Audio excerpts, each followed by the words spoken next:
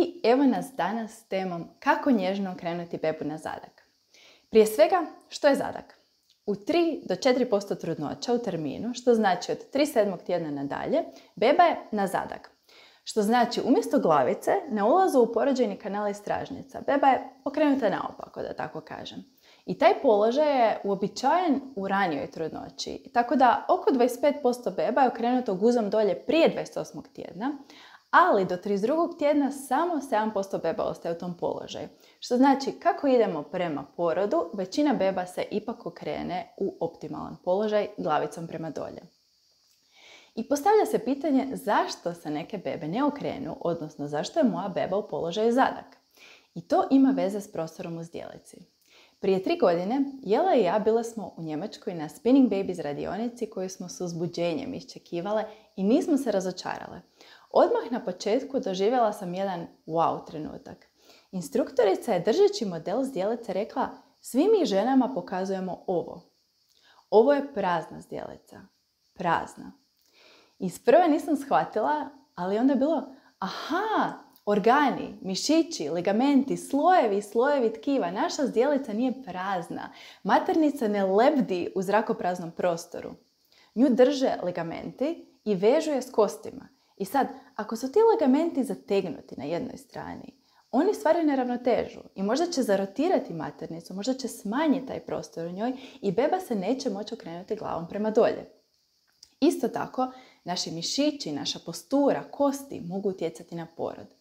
I sad, je li to zbog našeg načina života i sjedenja i slabe tjelesne aktivnosti? Ti ligamenti i mišići su na jednoj ili obje strane onako skraćeni, rastegnuti, preslabi, prečvrsti, prenapeti.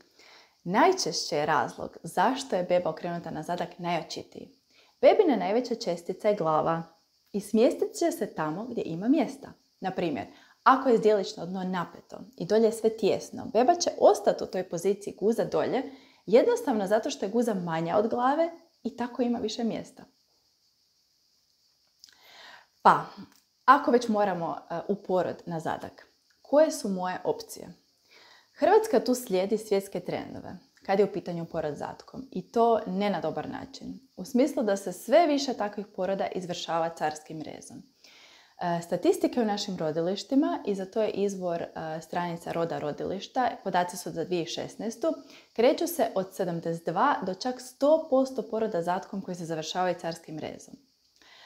Mora li porod svake bebe koja je na zadak biti carski? Ne. Ovisi o individualnom slučaju i varijaciji zatka. Nije svaki zadak isti. To jest, kako su postavljene bebine nožice i stražnica.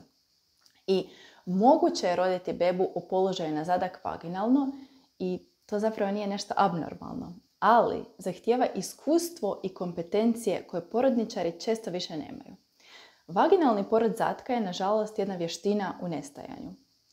I u nekim rodilištima se zapravo uz određene uvjete i dalje izvode ti vaginalni porodi zatkom, ali zbog tog prijetećeg carskog hoće neće kako će biti, mnogo se žena čija beba nakon 30. tjedna i dalje guzom dolje odlučuju potaknuti bebu na okretanje. I upravo o tome ćemo danas. Uz jednu napomenu da ovdje ne govorimo o vanjskom okretu bebe, onoj eksternoj cefaličkoj verziji koja je medicinski zahvat koji se radi uz nadzor, koji može biti bolan, sa sobom nosi neke rizike. Metode koje ću ovdje danas spomenuti nisu invazivne i sigurne su kad se obratite osobi koja ima iskustva u radu s trudnicama. I spominjem razne tehnike za koje znam da su trudnicama pomogle okrenuti bebu. I da napomenem, ovo nije checklista, da moraš napraviti sve. Odaberi jedan način koji je za tebe da li najprikladniji, da li najdostupniji u ovom trenutku, nešto što ti se čini da bi za tebe najbolje funkcioniralo i onda probaj dalje ako ne uspije. Pa kako nježno okrenuti bebu na zadak? Broj 1, akupresura. I broj 2, njoj bliska, ali nešto fokusiranija metoda akupunkture. Vjerojatno ste čuli i za jedno i za drugo. Akupresura i akupunktura su dvije metode tradicionalne kineske medicine koje se temelje na energetskim tokovima, takozvanim meridijanima. I sad, stimuliranjem određenih točaka na tijelu, da li pritiskom prsta, u akupresuri ili ubodom igle u akupunkturi djeluje se na lučenje hormona, na rad organa i na opuštanje tijela. To je ono što želimo.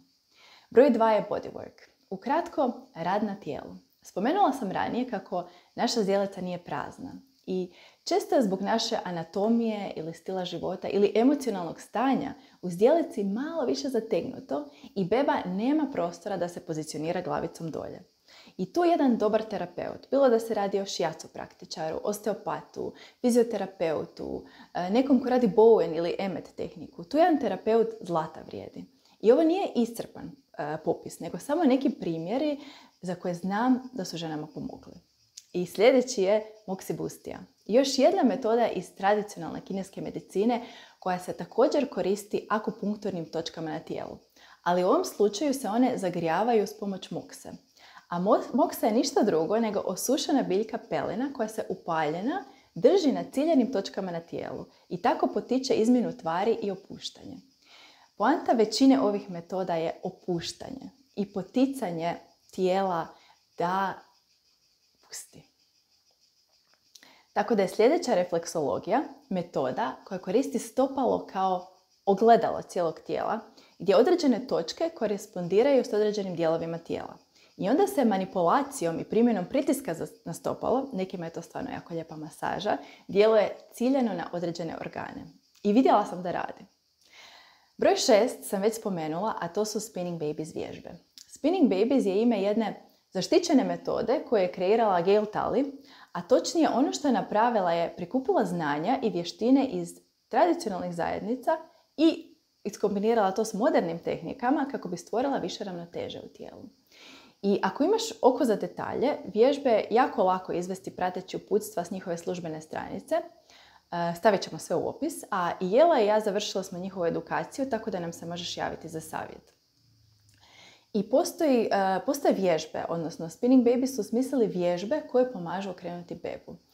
I prvo pročitajte blog koji objašnjava principe Spinning Babiesa, a dolje ćemo linkati koje su to vježbe koje mogu potaknuti bebu na okret. Ja sam to pokušavala u trudnoći. Vježbe su zapravo dosta ugodne i jako pomažu pozicionirati bebu. I to je bilo 6 načina. Imam još jedan način, odnosno mogući razlog zašto je tvoja beba okrenuta naopako, a to je onaj emocionalne prirode. Tako da je broj 7, otpusti ono što te koči. Kako se osjećaš u svojoj trudnoći? Kako se osjećaš činjenicom da postaješ majka? Bez obzira na to je li prvi put, drugi put, 5. put. Možda će ti se ova točka činiti kao da je previše eterična, ali vidjela sam dovoljno da znam kako u porod nosimo sve svoje sa sobom. Sve strahove, sva očekivanja, zamjeranja, stavove, odnose, sve. Tu se preslikava naš život i ne možemo pobjeći od sebe. I ovo nije 100% tvrdnja, ali ostavi mogućnost za to da se neki otpor, neka nelagoda ili loše iskustvo koje vučeš sa sobom odražava na tvojem tijelu i na tvojoj trudnoći sada. Možda je to prošli porod i u tom slučaju te pozivam da mi ispričaš svoju priču u Birth Story Medicine sesiji. I još jedan dobar način je hypnobirthing. Također nešto što možeš isprobati kako bi se bolje povezala sa svojom bebom i otpustila ono što te možda koči. I nadam se da će te ova posljedna točka rasteretiti bar malo. Što ako ništa nije krivo? Bebe na zadak su rjeđe, ali su oduvijek prisutne. I znam čak i neke primjere gdje se taj obrazac ponavlja u obitelji. Možda najveći problem u ovom slučaju je taj strah. Što s tvoje strane, što sa strane medicinskog osoblja, zbog tog odstupanja.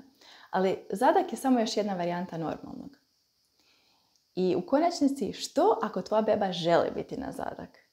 Ovo će zvučati malo neobično, ali ponekad isprobamo sve što je u našoj moći i ta jedna tvrdoglava beba, ona zna o kojoj govorim, pa želi ostati naopaka. I onda nemamo druge nego da to i dopustimo.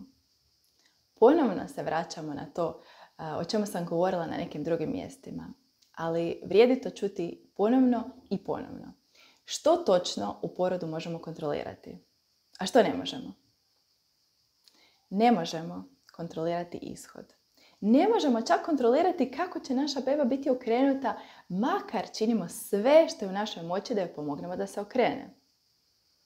Ono što možemo kontrolirati je to kako se mi pripremamo za porod, koliko ulažemo u to da ostanemo smirene, da ostanemo otvorene, u konačnici radosne za ovo prekrasno putovanje pred nama. Jer ne zaboravi da detalji tvojeg poroda neće odrediti to kako ćeš ti majka biti. Tvoj put je jedinstven i nemaš pojma, ne znaš što skriva. Ako želiš podršku na tom putu, da se pripremiš najbolje što možeš i prihvatiš ono što dolazi, baci oko na naš tečaj ili zakaži individualne konzultacije. Hvala ti što si ovdje.